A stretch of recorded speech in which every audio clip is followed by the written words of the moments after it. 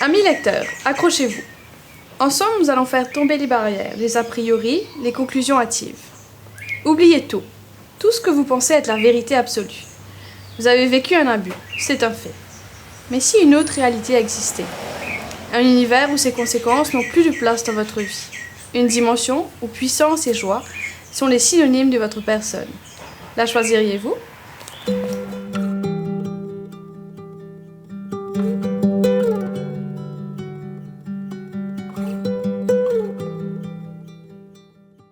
C'est à 20 ans que le souvenir des abus est revenu.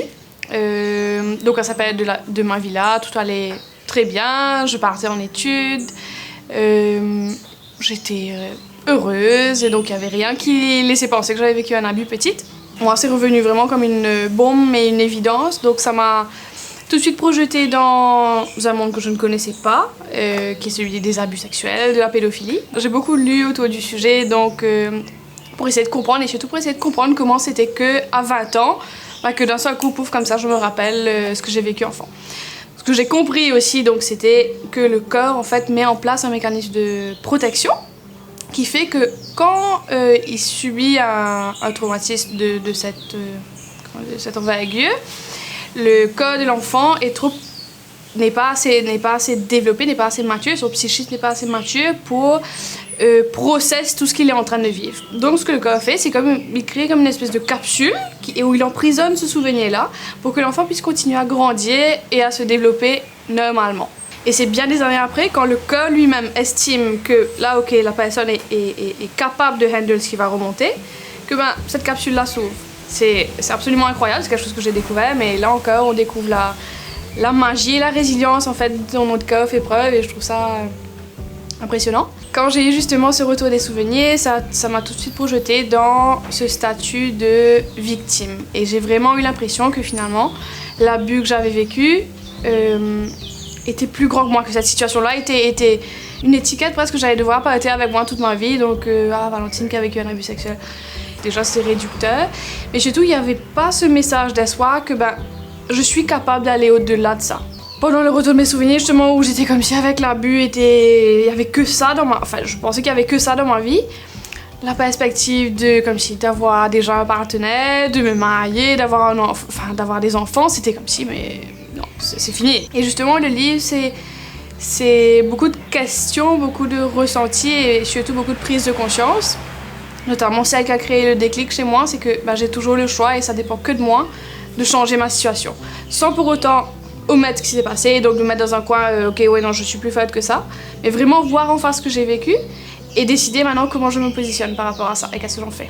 Je livre pas un mode d'emploi, step 1, comment se remettre de l'abus, mais moi, mon processus, ça a été, déjà, au début, je suis restée longtemps dans cette déconnexion, en fait. Donc j'avais juste envie de voir tout ce qui s'était passé, récolter le plus d'informations possible et après voir, ok, qu'est-ce que je fais. Et après, donc, être en action. Moi, mon action, ça a été de faire un procès à mon agresseur. Mais finalement, j'étais aussi beaucoup dans la réaction. Donc, la réaction, finalement, c'était quelque chose où il n'y avait pas cette légèreté, finalement, par rapport à ce que j'avais vécu. Oui, donc j'étais déterminée, je voulais avancer, etc. Mais je pense le changement de perspective sur ce que j'avais vécu a été une des clés, justement, pour prendre déjà un peu de recul et après de commencer à reconnaître en fait tout ce qu'il y avait de bien chez moi. Donc ça peut être la résilience dont mon corps a fait preuve, donc par exemple tous les mécanismes qu'il a mis en place pour me protéger, le courage dont je faisais preuve de juste déjà m'admettre à moi-même que oui c'était vrai et de me faire confiance, d'avoir de la bienveillance pour moi et de ne pas juger ce qui était en train de remonter, parce que forcément quand ça remonte là c'est assez surprenant, mais on dirige toute cette finalement colère, d'ego, culpabilité, mais contre soi, parce on aurait pu faire les choses différemment, on aurait dû parler, mais bon, le fait de commencer déjà à reconnaître face à soi-même ce qu'on a vécu est déjà un premier step vers la libération. En fait, j'ai une petite fille qui a 2 ans aujourd'hui et une autre là qui arrive dans 2 semaines. Et oui, je suis je suis vraiment reconnaissante déjà d'avoir choisi de créer ça pour moi et de me donner cette chance-là. J'aimerais leur dire qu'elles ont toujours le choix et qu'elles sont capables de tout en fait.